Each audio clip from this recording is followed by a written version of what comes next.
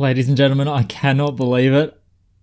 I made an arrowhead. Welcome back to the channel, ladies and gentlemen. Today I am doing another episode of my journey towards making these. So that's a nice opal arrowhead model that Pulitzer Opal sent me, as well as all the tools. Of course, recently on the channel, if you look back, I tried my first one with a little bit of obsidian. And yeah, one of these is not like the other. So we're going to try again. I realised that I hadn't necessarily gone wrong with this one. There was actually further that I could have gone, but I'm not going to, just because this is the first and I want to keep it like that. Instead, what I'm going to do is start again with the other half of that slab that broke while I was just hitting it stupidly. Now, the reason I think I can do this again, because I sought assistance from the Lord, and by the Lord I mean Will Lord, great YouTube channel. And he did an obsidian slab that looked very much like this, except a lot bigger. And he showed how to do an arrowhead with this square edge, basically a slabbed piece of material. And I reckon it was about similar thickness too. So I think I'm geared and armed with the advice of the Lord, and I should be able to get something a lot better than this. What I did here was I struggled to get started. You can check the video out for more details, but you can see I struggled to get started. It was the start that I didn't get quite right. I mean, I was aiming to do the right thing, but also after stage 1, it is actually meant to look like this. And then Will takes it further and shows you how to get that nice, even kind of pattern across the entire surface. Because what I'm aiming to do is meet those lines up kind of in the middle. I believe Pulitzer's is almost spot on perfect, straight down the guts there. You can see that those little reflections are reflecting and there's this ridge in the middle. That's what I want. Here I had the flat spot still here. I want this to go all the way to here. I just couldn't get it to break in there, but it makes sense now that I've seen what Will's done. So I'll get the tools out and we'll get to chipping away at this one, and I'll voice over it as well at parts that are important. But it's hard to talk and chip and focus and all of that at the same time, so I might do that post-recording the process. So wish me luck. Alright, here we go. The first clip was the hardest one to get going. It probably is still too thick a slab of obsidian. It's a lot to work with, and it is surprisingly strong for something that's meant to fracture like glass. So here I'm just trying to get it in a position where I can just push down and just take this point off. This is step 1 for any of these slab kind of bits. And what I'm looking at there is that angle. When it snaps down, you don't want to snap vertically, and I don't think it would anyway if you really tried. What you want is that angle, because now what you're going to do is you're going to alternate and you're kind of going to zigzag. I'll show it off a bit better later, but for now we'll just put it in place. And basically I want to zigzag all the way down the side, down both sides, using this as the starting point. So I'm putting the tip kind of in the middle so I can get that kind of edge to be somewhat centered. It probably won't be. Plus it fractures really strangely because I didn't abrade it. I would actually suggest abrading it. I would have abraded it if I thought of it at the time, because in the end, when you don't abrade, you really do. You just put all that force into this tiny little point. Like that sharp edge is the only thing that gets pushed, and because of that it just releases straight away. So it doesn't strengthen the stone, but it kind of strengthens the edge, and then you can get a relatively good chip. And you can see here I'm halfway down the side and I'm going to go that way, then the other way, and I'm just going to alternate. You're just flipping the stone over and over and over again, using that edge that you form, that diagonal line, and you just want to push into that really hard. Like it takes a lot of strength. You'll see here, that's me pushing against my leg and just giving it all that I've got. You're proper shaking, and it hurts to do it into a table. So you just do it into your leg, and eventually you can get these big chunks to come off. Okay, so I'm going to call that stage 1. Basically, I'm back, and you can see eerily similar to this one here, where I've still got this flat spot running straight down the center. Both sides, very similar. This one I managed to get the chips in a little bit deeper. I'm not sure exactly why. But anyway, this is exactly what we want to see at this point in time. I mean, it could be a little bit evener. I maybe could have taken another chunk out of here and here, but it really doesn't matter at this stage. What Will did next is he ground all of this off. I've got to be careful about that. That's sharp as hell. all of this off, all of this off. So he ground all of this once again, and he used like a diamond whetstone, like a knife sharpening whetstone. So instead, I think I might just run straight over this with another diamond tool that we use all the time, and that is one of the sintered diamonds, probably this big one. And I'm basically going to grind all of this side back, all of this side back, all of this side and this side. So the whole stone except for this flat part, and I'm not going to worry about the back edge yet. He does that a little bit later on. I think he does start kind of shaving it down now, but he didn't take a lot of chips out of it. But we're going to do that, and then I'll be back, because then we're going to go ahead and we are going to use the same tool again. This copper pin, he shaped his into a point.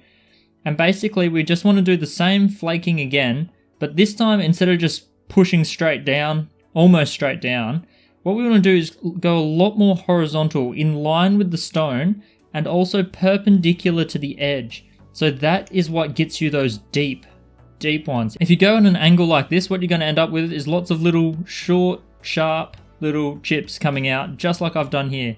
No, you want to go and change this angle all the way across to here, and you want it to, he says you want to feel the chips, feel the fracture, feel the flake release. So you're just pushing straight in and then just popping down, and hopefully you should get a nice split that goes somewhere in the middle. If you're going too far, then you might need to change your angle, you might need to change your pressure. He says you got to feel that thing. And sometimes you have to go over this edge 8 times just to get it set right. So I'm hoping to not need to go over it 8 times, because I think I'll end up with no stone left. But I will give it a really good go. So I'll get the Dremel out, just grind this back. You don't really need to see that. I'm just going to clean it up, and then we'll get this tool back out and we'll see if I can get any chips coming straight to that spine.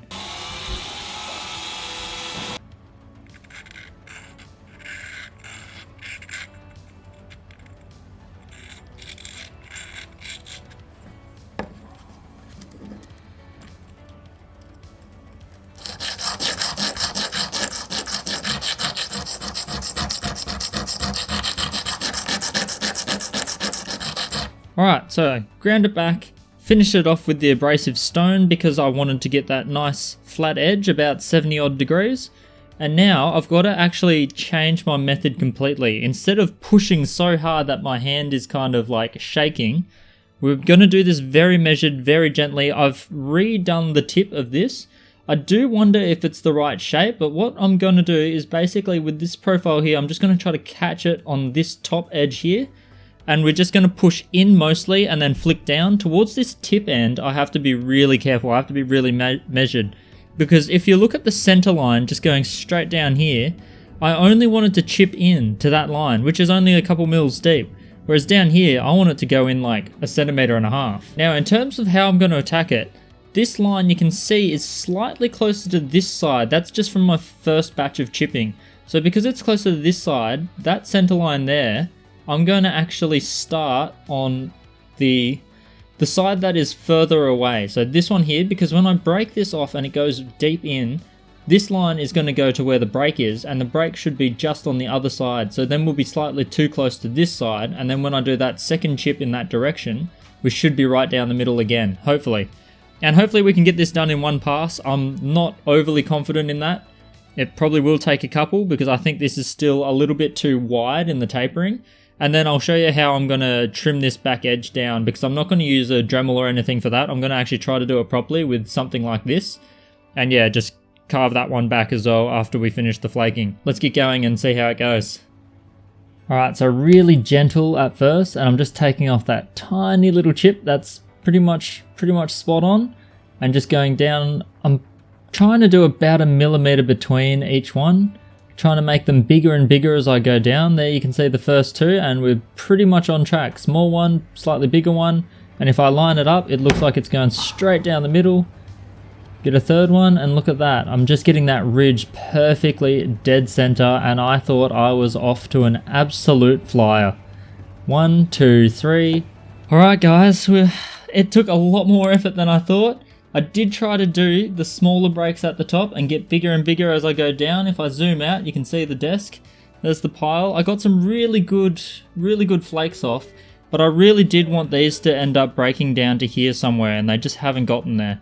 So we're probably going to have to do more than one run. I'm just going to braid this edge, then do the opposite side. But first, I think I might just do this edge and then see how far apart I am here. And I don't know, maybe I'll just have to repeat the process again. We'll see, but I'll flash forward and see if I've got anything better. Ladies and gentlemen, look at this. We are getting somewhere. So you can see there's still a little bit of a flat spot right in the middle. I've even done this back edge a little bit. And if you look at the profile of this, what I'm actually thinking is to bring this edge in so that it's a much sharper arrowhead. I still think it's just too wide. And currently I'm going to have to do another pass anyway. So I might as well do some shaping before I do that pass. Because either what I do is I bring this corner up and we have a triangle kind of like this. Or I bring this edge in and I think that looks better. I think that's like a longer, skinnier, sharper arrowhead. And yeah, I reckon it'll just look a lot better. My flakes, I think, are spaced quite well, but I'm still fairly inconsistent because I kept trying harder and harder to get these bigger ones. And you can see in this pile here, I've got them all assorted sizes, but a lot of the time they're very consistent. For some reason, I keep getting this very, very consistent chip, kind of about a centimeter long, and I just needed it a little bit more. But I think what I'm going to do is I am going to just trim off this edge. It's not as good anyway, and it's quite thin in some areas. So I will just crimp it back here. Now how I'm going to do that is I'm basically just going to put this up against the block as I would if I was flaking it. But instead of pushing in, all I'm doing is just going straight down and basically just chipping this edge away. And I'm just going to keep chipping that edge away, and then I'm going to redo this side, I think. I might have to redo both edges on both sides, but hopefully I can just bring this one in and then just redo it and have it just meet up with this one over here, because it's not that far off. Especially on this side. On this side, I reckon it will be absolutely perfect. I reckon I'll get rid of this flat spot. And hell, if I can get one good side on this arrowhead, I'll call it quits, because you know what? I can always hide it by just showing it off this side up. You'll never have to know what's on the other side. A bit like an opal. So I'm bringing over the opal tricks into the arrowhead making game. But yeah, that's the plan. I'm just going to scrape all this off. Hopefully I'm back in a second and you see a finished, or at least a semi-finished, really decent face of an arrowhead. Let's do it. 3, 2, 1. Ladies and gentlemen, I cannot believe it. I made an arrowhead. It's still not perfect. It's definitely not perfect. There's plenty of room for improvement.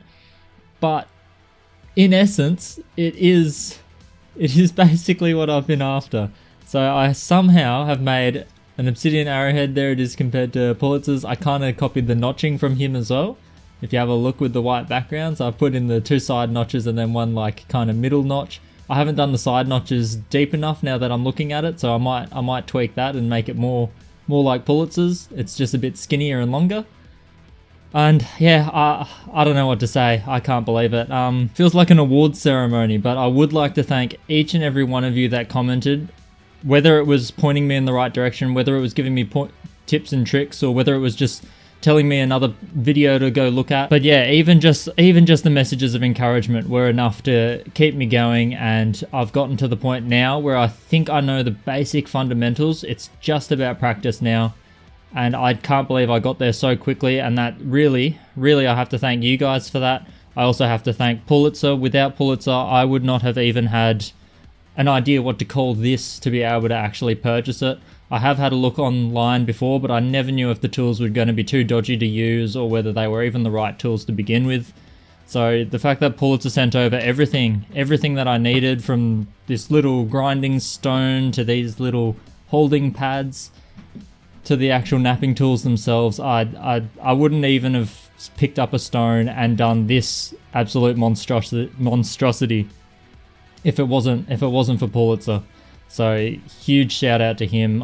He's better than me, he's bigger than me, and he actually helped me out for just no reason. He didn't have to, he did. And I'm just, yeah, I can't believe it. It's a kindness that I definitely want to show to any other up and coming YouTube channels. It's very rare for someone to take their time out, and I've gotten maybe 10 or so emails, even up to this day, from Pulitzer about this arrowhead making stuff, because I've been struggling and he knows I've been struggling. And even from all the way over there, he's taken the time to send me a couple of emails. Every time he sends me an email, it's got something I really needed to know. It's yeah, it's incredible. And then yeah, I've got to say thanks to the likes of Will Lord. I mean, his video, the one that actually showed him doing exactly this process, I immediately understood why my first one failed. It's just that I didn't take it far enough. I just had to rinse and repeat, go through the process, and the way that he started from a slab to getting to an arrowhead is what I've copied this time, and I mean, the difference is night and day. Absolutely incredible. I've got to calm down and be able to get myself to sleep now, but I've also got to be careful because I think I have actually just cut my finger on that one. And I reckon it's one of those sharp cuts that you're not even going to see it bleed, so this thing is sharp. I don't actually know how I'm meant to hold it. I'll just hold it like this, but then you can't see very much. Maybe I'll hold it like this. It's not done. The journey is not over. I've still got so much more to do. You can see here that the center line is kind of a bit all over the place. I wasn't overly consistent. I've also got a couple spots here and there that could be better. This is actually the better side. And you can even see here, like the spacing of these little ridges is not quite even. I probably went a bit too close together, and then sometimes I thought one area was not good enough, so I went back to it and chipped it, and that changed the look of it as well. And I think all of these are leaning a bit too far over this side, and then here it's leaning too far over this side. The notching can definitely be better if I look at Pulitzers. Those side ones need to come in more. The bottom one I don't actually know if it's needed at all, but I guess a stick can kind of sit in there and then you tie it down from these edges. I don't know how you would actually tie this because that would cut most string. Maybe I'm meant to blunt that somehow. But yeah, this is just the beginning because this is just obsidian. I want to go do some opal arrowheads. We're an opal channel, so the opal is the aim. I might practice on some flint and chert that Pulitzer sent over with all the tools. Sent over so much more than I needed, but it's just going to be further practice, and then I'm going to do opal. And yeah, hopefully I'll get something that looks even better than this and more opal-like. So get some nice flashes of color. I noticed that Pulitzer's is a bit crazed, so it's good to know that even crazing opal can form an arrowhead quite well. So that'll be good, and I just want to get those nice even. Look at his flakes. Look how even they are. He doesn't get a very serrated edge on the outer edge either. Maybe that's just an opal thing. Maybe it's less glass-like, so it doesn't get so sharp. Because his, I can rub my fingers. If I did this with this one here, I would, yeah, I'd be getting cut. That is like a jagged razor blade. No good. And yeah, that's it. You will see more videos on the channel along these lines. But I'm glad after a couple attempts, we've gotten something that looks half decent. Next time I put something on the channel, it must be a much better looking arrowhead. And yeah, maybe I'll be able to give some guidance. I've taken a lot of notes on the things that I was doing wrong, so that'll come in handy once I'm good enough to help people out themselves, especially in Australia where we don't do much of this. It'll be great. It's a great skill to have. It's a lot of fun. Honestly, it's so much more fun. I reckon once all the frustration and stress is gone, like I was doing a lot of stress sweating. I thought that this was just going to snap in half or something halfway through, especially when I was doing the notches, which is probably why they're not so deep. After that, I could see this being really fun. When you get a good flake off, it feels perfect, it sounds perfect. It's yeah, it's definitely ASMR worthy, so hopefully I'll get good enough to do videos like that in the future. But for now, it's back to some opal. I've got a lot to do. They're far less stressful for me, so I'll fly through them. And hopefully there'll be some good ones to share with you guys. So I'll see you in that video. Thank you everyone. I couldn't have done it without you guys. Couldn't have done it definitely without Pulitzer. And it just goes to show how much you can learn from YouTube, because I didn't talk to anyone in person about this. I just went off Pulitzer's emails and a couple other YouTube channels that you guys pointed me in the right direction for. And yeah, I'm incredibly grateful. This is an all-round incredible experience, and I can't believe it. I am going to now just chill out, calm down, celebrate a bit, and then get back to carving. So see you in the next one, guys.